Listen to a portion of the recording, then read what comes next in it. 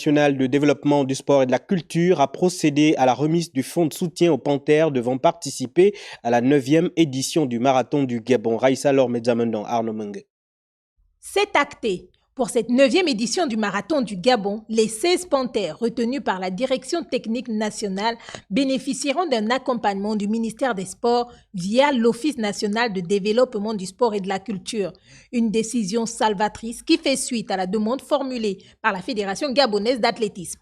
Nous sommes tous conscients que nous sommes en fin de saison budgétaire et que, en pareille période, les caisses de l'État sont vides. Depuis que nous participons au marathon de Libreville, c'est la première fois justement que nous avons un accompagnement de la tutelle. Cela peut étonner plus d'une personne, mais c'est la réalité. 5 femmes et 11 hommes inscrits dans les différentes courses que sont la gabonaise, le 10 km, le semi-marathon et le marathon peuvent ainsi poursuivre sereinement leur préparation et se mettre en meilleures conditions. L'athlète qui s'entraîne tous les jours, il boucle au moins des distances de 20 à 30 km.